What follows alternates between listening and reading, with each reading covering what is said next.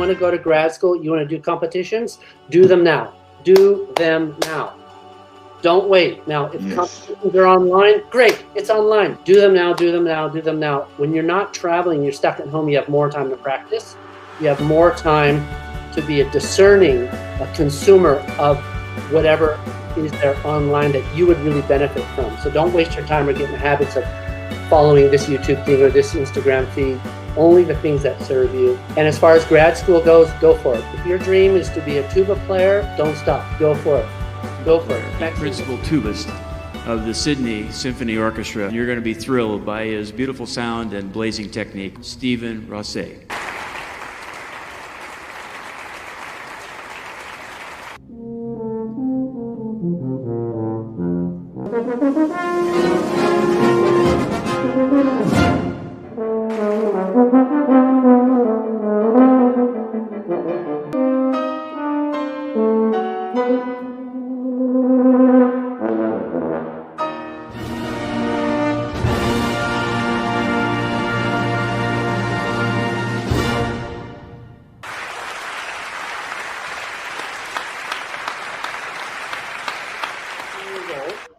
But something that I want to get right into your mindset right now is, and this goes for almost everybody, what you feel you're doing musically is not always getting out 100%. So you might feel like, I'm playing really musically, and you are, but the people listening to you are getting about 50% of that.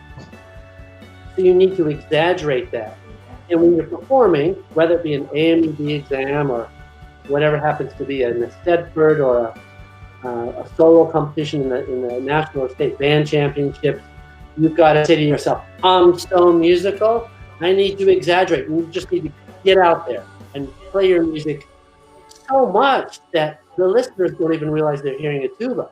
And that could be one of the greatest compliments you ever get. Like, man, I didn't even know I was listening to a tuba.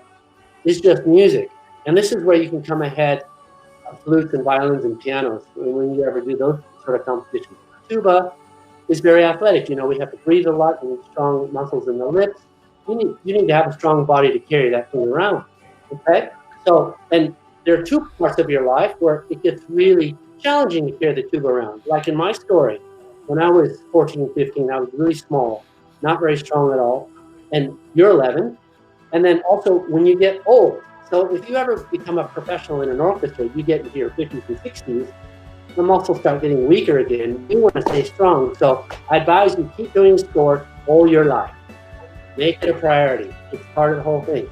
And making friends too, because playing tuba is a very social thing, and it's very interesting, especially for those of us who play in an orchestra. We are in an orchestra, so we have friends, but we don't have any friends who play the tuba.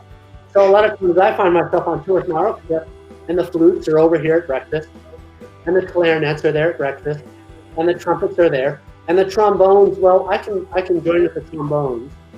So I find it really important to just be friends with everybody. The first thing you need before you can use your air optimally is to have the best posture.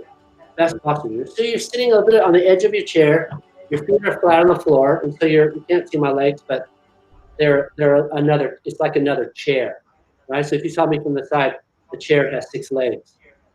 And up straight, complete up straight, right? And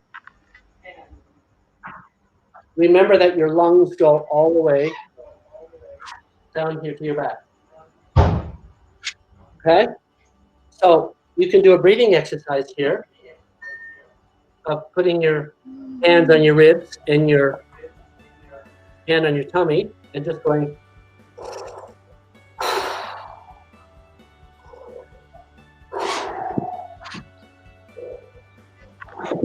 Because with the anatomy, that's where the lungs hold most of the air. And then on top of that, you're going to top it up with the upper chest, right? Now, here's a big secret, everybody. Here's the secret. The sound of the air going into your body will produce the sound that comes out of the tuba. All right? So, for example, a sound like this will be different than a sound like this.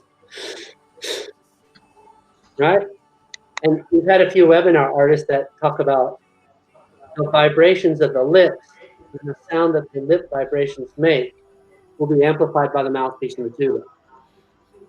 Now, the sound behind the lips, or so if you make a sound like, that will be your sound. Even my voice is changing. Right?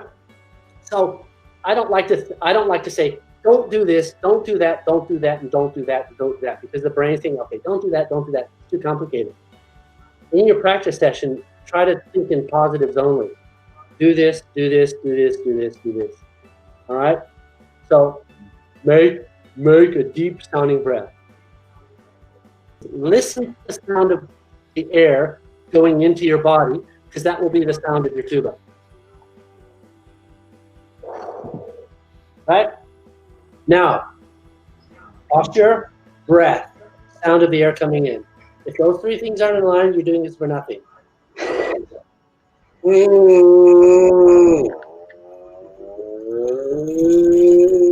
Next one.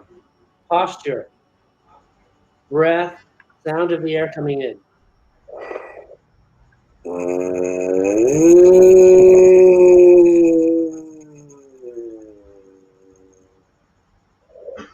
And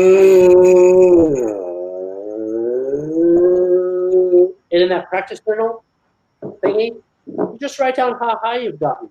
You can check with the piano.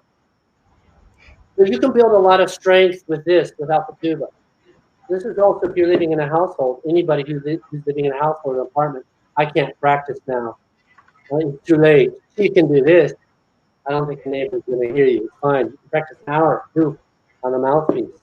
Here's another great breathing exercise for everybody to make sure you're getting a lot of dark sounding air, is to just put a finger in front of your lips here. In your hand and your tummy.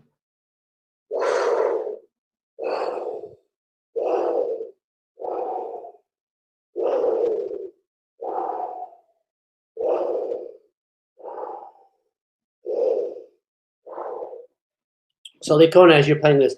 Boom, ba-da-dum, boom, ba-dum, boom, ba-da-dum, boom, ba-dum. I put the tuba down and I do this exercise. Hand on tummy, finger in mouth.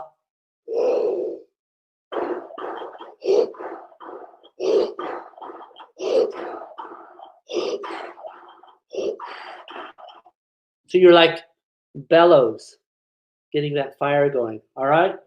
Now, the air is your fuel for your sound. That would be my first suggestion for you. The second suggestion for you would be to just slow it down and play it like dom, po, do, dom. Breathe. Dom. And listen like radar trying to pick up UFOs or something like that from deep space. Listen to your sound and your musicality at that speed and ask yourself, is this the best I can do? If the answer is no, keep going until it gets better. If it gets better, repeat until it stops getting better and then move on and then start making it faster. Take all those high sections, cut them out, put them down an octave, down 2 octaves. Get them sounding really good there, slowly, then faster, faster, and then put them back up and try to keep everything here as much as you can the same as here as it is up here. All right? And the same goes for the really low stuff. It sounds like you're closing up a little bit. So you might be having some troubles in the super low register. So put it in the middle register and open up as much as you can in the middle register and then change it down.